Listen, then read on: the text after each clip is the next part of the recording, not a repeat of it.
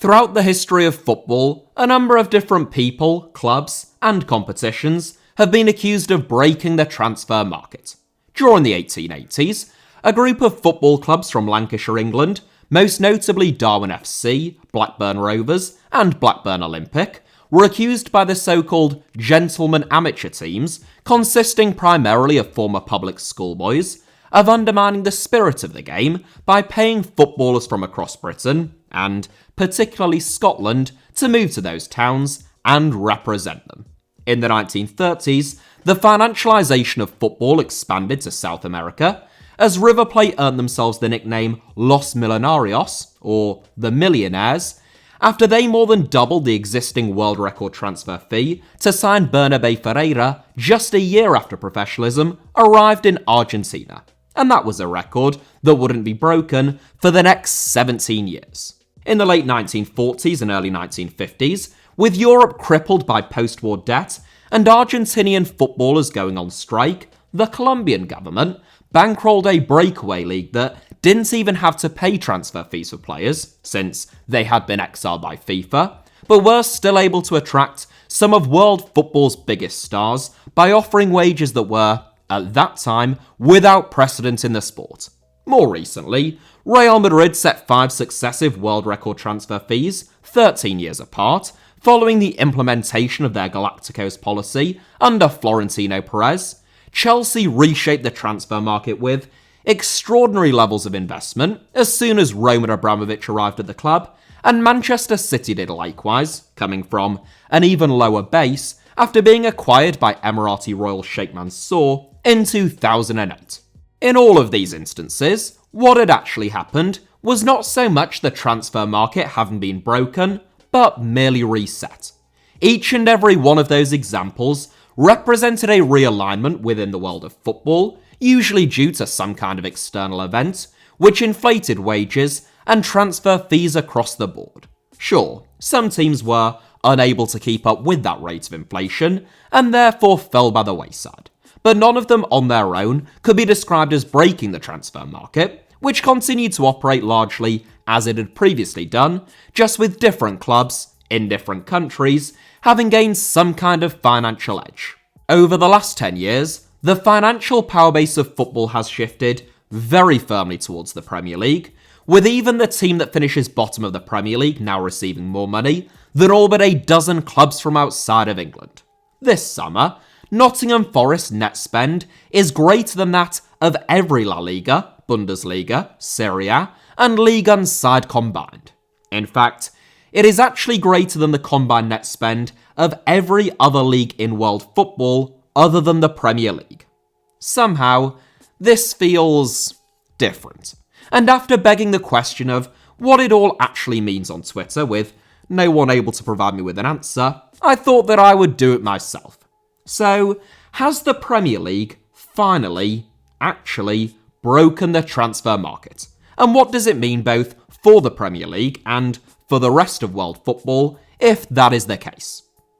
Whilst there was fierce opposition from many quarters to the proposed European Super League in 2021, it has been posited in light of the Premier League's financial dominance and recent successes in the Champions League that perhaps there already is a Super League in all but name, we just call it the Premier League instead. This realisation has been a long time coming. The financial dominance of the Premier League began in the early to mid-2000s, around the same time as the demise of Serie A, but it took a while for everyone to notice. The trend began really as soon as the Premier League broke away from the Football League 30 years ago, in a parting that was orchestrated by the league's so-called Big Five, which, at that time, consisted of Manchester United, Liverpool, Everton, Arsenal, and Tottenham.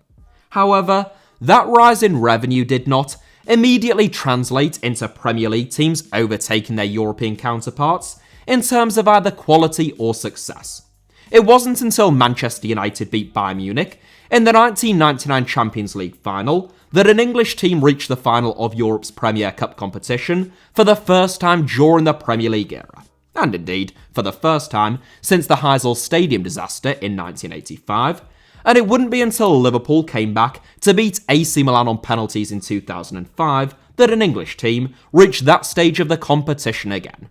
An All-English final in 2008 was the first sign of creeping Premier League dominance, but that was soon subdued by a generational Barcelona team and a Real Madrid side that were masters at getting over the line in cup competitions, spearheaded by the two greatest players of their generation in Lionel Messi and Cristiano Ronaldo, which temporarily masked the shifting landscape of European football that was gradually taking place throughout this time. Between 2009 and 2018, Spanish teams won the Champions League 7 times, whilst English teams won just 1. And the 3 big boys from La Liga made up 9 of the finalists during that time, compared to only 4 from the Premier League. Although the gulf between the Premier League and La Liga, and indeed all of Europe's major leagues, was growing ever wider during this period, the powerhouses from Madrid, Barcelona, Munich and Turin were still able to compete, and indeed even outcompete Premier League opponents because, although the total revenue of those leagues was much lower than the Premier League, and was falling further and further behind, it was distributed far less equitably than media rights in the Premier League, taking those elite teams close to parity with the Premier League's Big Six in terms of television revenue. Meanwhile, their commercial and matchday income often exceeded that of the Premier League clubs. But the method by which these 5 clubs, in particular, were able to keep pace with the Premier League's top 6 by drawing revenue that was entirely disproportionate to the rest of their leagues, only served to make those leagues even less competitive. Between the 1998-99 and 2002-03 seasons, 4 different clubs won the La Liga title in the space of just 5 seasons. Real Betis signed Denilson for a world record fee, Deportivo La Coruña signed the likes of Jalmina, Sebastian Abreu and Roy Mackay, and Valencia won 2 league titles in 3 years under Rafa Benitez. Meanwhile, both Real Madrid and Barcelona dropped out of the top 4 entirely on at least one occasion. It has now been 18 years since anyone other than Real Madrid, Barcelona, and Atletico Madrid have won a La Liga title, and Atletico have only won 2 during that time. Denilson is still Real Betis' club record signing, a quarter of a century on. Deportivo La Coruña now compete in the 3rd tier of Spanish football, and Valencia are in a state of perpetual crisis, with owner Peter Lim accused of asset stripping the club. In France, despite the remarkable work of a handful of clubs in terms of youth development and recruitment, giving France by far the most depth of any national team on the planet, and having generated hundreds of millions of euros in player sales, everyone else is powerless to prevent PSG from steamrolling the league due to the injection of Qatari cash into the club since 2011. Lille's league title, the season before last, was a welcome fairy tale story, but PSG reclaiming their 8th league title in the last 10 seasons last term, 15 points clear of anyone else, despite enduring what was a disappointing campaign for them, served as a reminder of who now owns French football, with the Parisian start to this season having really drummed that point home. The Bundesliga, whilst it can boast fantastic atmospheres, some absolutely brilliant football, and the second most revenue of any league behind the Premier League, faces an even more terminal problem in terms of a lack of competition, with Bayern Munich so far ahead of the rest of the league by almost any metric that league officials have even contemplated introducing a playoff system to decide the championship, as the current format has become such a foregone conclusion. It would be remiss of me, at this point, not to mention the fact that Manchester City have won 4 out of the last 5 Premier League titles, whereas there have been 3 different Scudetto winners in each of the last 3 seasons over in Serie A, and Liverpool and Manchester City have been in a league all of their own in the Premier League for most of the last 4 years. That is all true, and the Premier League is nowhere near as wide open, nor is it as wild and unpredictable as a lot of people, first and foremost, those with a vested interest in promoting the league, like to make out. The Premier League's top 6 is as well defined and consistent as the established orders in almost any of Europe's other leagues. It is just the case that, whilst there is a big 3 in Spain and Italy, and a big 1, if we're being honest, in Germany and France, There is a big 6 in England, and 6 is better than either 3 or 1 for entertainment purposes. It is also undoubtedly true that those outside of the top 4, 5 or 6 clubs in the Premier League are far stronger than those outside of the top 4, 5 or 6 clubs in any other leagues. The team that finishes bottom of the Premier League this season would almost certainly finish mid-table in either La Liga or the Bundesliga. And that makes sense given that the team that finishes bottom of the Premier League is still capable of signing individual players for tens of millions of pounds and paying them more than £100,000 a week. There is no one outside of the elite in any other league that even comes close to the financial capabilities of a relegation candidate in English football's top flight. That, combined with very effective marketing and a style of football that appeals to an awful lot of people, have seen the value of the media rights to Premier League games continue to grow, both at home and particularly internationally, whilst Europe's other top leagues, due to a combination of less effective marketing, a widening gulf between the elite teams and all the rest, and a general diluting of the standard of lower to mid-table clubs when compared to the Premier League at least, have seen the value of their media rights grow at nowhere near the same rate, and sometimes even stagnate, or, in the case of Ligue 1 recently, actually decline due to the collapse of the Media Pro deal in that case. The growing economic gulf between the Premier League and the rest has finally caught up with some of the big clubs in recent years,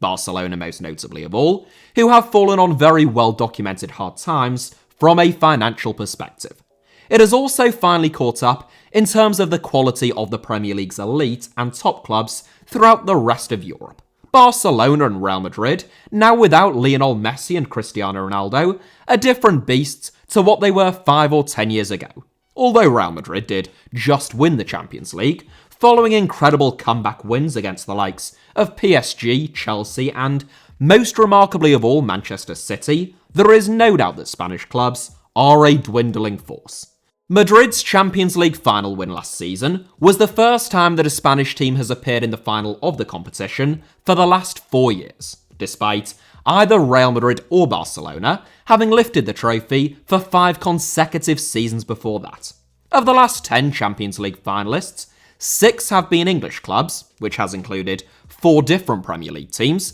compared with just 1 team each from Spain, Germany and France, making up the other 4 finalists. And we have seen all English finals for the first time since 2008 in both 2019 and 2021. Whilst every other league is still reeling from the pandemic, Premier League teams are throwing money around like they have never even heard the words COVID, furlough or lockdown. Transfer expenditure is down 25% on average in Europe's other top 4 leagues since the pandemic. Meanwhile, Premier League spending has actually increased, particularly among the so-called lesser clubs.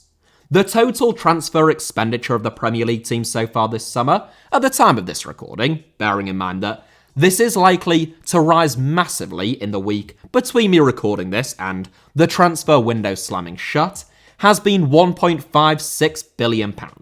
That is 4 times the expenditure of all La Liga teams combined. Just in case that you think that headline figure might be a little bit misleading and that net spend paints a more accurate picture, that figure currently stands at negative £875 million for Premier League teams and negative £104 million in La Liga. So that is a ratio of more than 8 to 1 in terms of net spend compared to just 4 to 1 when it comes to expenditure alone. Serie A, meanwhile, has a net spend of just £14 million, negative £14 million that is this summer, the Bundesliga only negative £3 million, and Ligue 1 negative £19 million. Eredivisie, Portuguese Primeira Liga, and Belgian Pro League sides have all brought in more money so far this summer than they have spent on new arrivals. When you look at the raw data, you can see that it is no longer merely a case of Premier League teams being able to outspend their European rivals by many multiples, but actually, the Premier League is now the only league that is able to make a genuine net loss on transfers at all. To be clear, nothing in this video is intended to be either praise or condemnation of the Premier League. It is just an analysis of the realities of modern football. The Premier League is the most wasteful league in Europe, hence why Villarreal have still been able to beat Arsenal and Manchester United in Europe, and Eintracht Frankfurt managed to knock West Ham out of the Europa League last season. But Premier League teams can afford to be wasteful, to make multiple mistakes within the transfer market, and still keep on spending, improving, and widening that gap with other leagues. The biggest threat to Premier League teams is losing their Premier League status and failing to regain it while still in receipt of parachute payments, which is why teams at the bottom end of the Premier League table throw cash around like you wouldn't believe on transfer fees and wages, as do some relegated clubs in a desperate bid to make an immediate return to the top flight and to tap into the resources that entails. The idea of a newly promoted club spending in excess of £130 million on players and counting, just as Nottingham Forest have done this summer, or more than £100 million, as Fulham did just a few years ago, would be enough to induce fits of laughter in any other league in Europe. Yet, in the Premier League, it is barely cause for conversation. Aston Villa signed Felipe Coutinho midway through last season, a campaign in which they finished 14th in the Premier League. Once again, the thought of their fellow 14th place sides in Europe's other major leagues, such as Augsburg, Empoli, and Angers, signing one of the most expensive footballers to have ever lived, and a star of the Brazilian national team, who was just 29 at the time, is so absurd that I suspect I do not need to reiterate this point any further. There is a danger in all of this, not just that the Premier League becomes increasingly dominant financially and in European competitions, that has already happened and is continuing to happen to an even greater extent, but that the rest of the continent could become something like a satellite league or leagues to the Premier League, which become increasingly dependent on Premier League teams signing their best players in order just to sustain themselves and remain competitive. This is already the case to a certain extent in the Portuguese Primeira Liga and in the Eredivisie, for example, where the sale of domestic television rights is worth a pittance in comparison to the Premier League. Porto and Benfica, for example, have raised the best part of £1 billion in transfer revenue over the last decade, without which the state of those two clubs, I suspect none of you need me to tell you, would be very different. Despite being a massive club with enormous support, when Benfica faced Liverpool in the Champions League quarter-finals last season, it was a total mismatch in terms of the two teams' finances. Liverpool's revenue of £487 million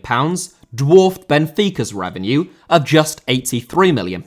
which, it should be said, is a lot less than the revenue of Norwich City, who finished bottom of the Premier League. Both the gulf between the two teams and the reliance of even some of Europe's biggest clubs on Premier League teams signing their players was illustrated by Liverpool subsequently signing Benfica's star man this summer, young centre-forward Darwin Núñez, for an upfront fee of £64 million, plus a further £21.3 million in potential future add-ons after he scored 2 goals against them. The fee that Liverpool paid Benfica for Núñez is roughly equivalent to 3/4 of Benfica's total revenue the previous season, without any add-ons. Should all of those add-ons be triggered, the fee would be more than Benfica's total revenue the previous season. Similarly, Ajax's revenue, in the 2019-20 season at least, was £136 million,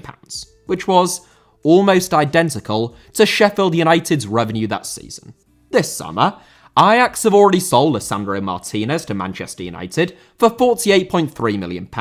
or £56.7 million subject to add-ons, and there are rumours abound, at the time of this recording, that the Red Devils are set to sign Brazilian wideman Antony for closer to £80 million.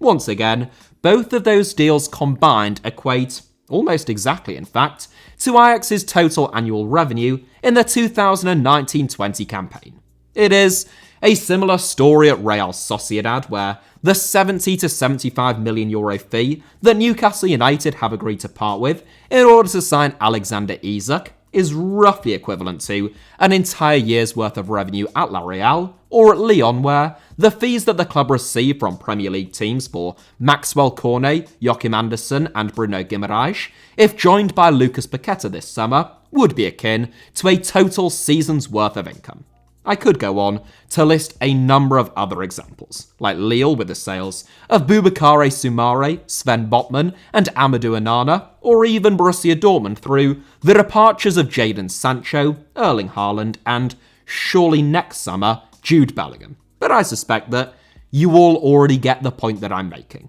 We have already seen this play out in a number of ways. Traditionally, when a Premier League team sells a player, they don't want to sell them to a divisional rival, and particularly not to a direct divisional rival, for very obvious reasons, and therefore they look to sell them to an overseas club if possible. Now that foreign clubs cannot afford to stump up the salaries and transfer fees required to sign these players though, Premier League teams are choosing either to keep hold of them, or they are forced to sell them to divisional rivals, such as Manchester City, selling Gabriel Jesus to Arsenal and Alexander Zinchenko, and Raheem Sterling to Chelsea this summer.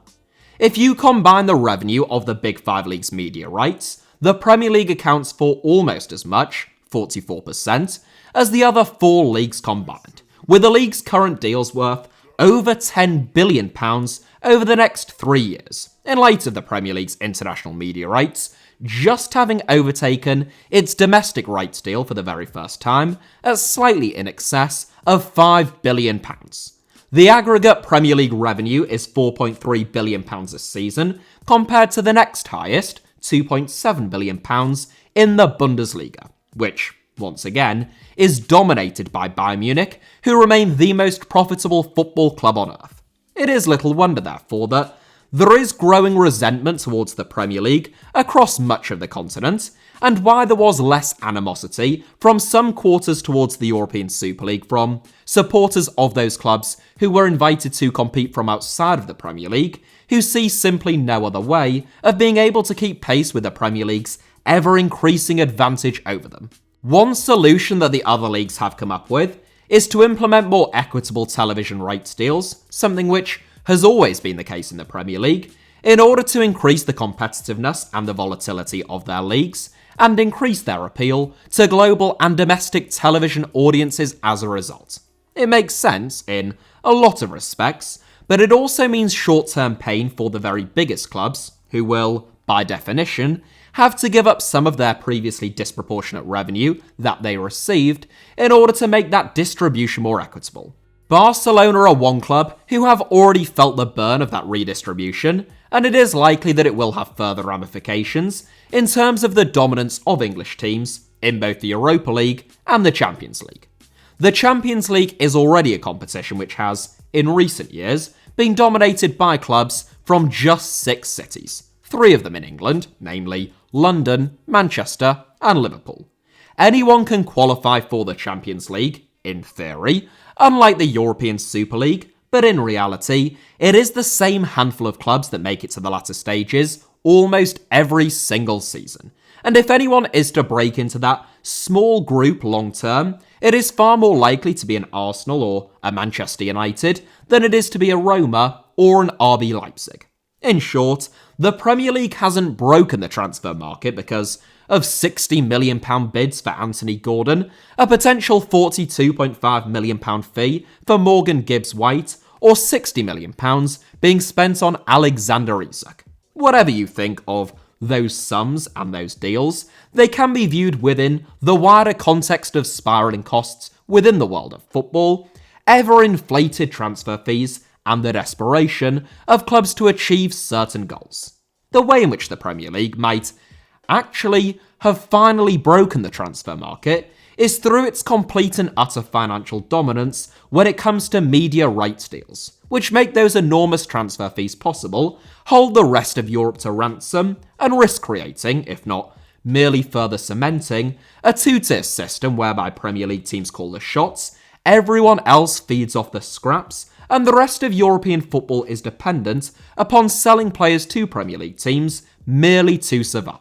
You might, quite reasonably, point to the introduction of this video and ask the question of whether this is just one of many footballing epochs. At various different stages, Spanish, German, and Italian football has looked to have reigned supreme within the European game. But giants rise and fall, eras come and go, and there will therefore, at some stage, be a changing of the guard. I used to think that it was probable that, sooner or later, the wild spending in the Premier League would spiral totally out of control, and the league would suffer a demise similar to that of Serie A during the late 1990s and, particularly, in the early to mid-2000s. I still think that is possible, but it would take a monumental cock-up on the part of Premier League teams and the league's executives. I don't think that Europe's other leagues are capable of overtaking the Premier League on their own. The wealth of the Premier League teams now, both in terms of revenue and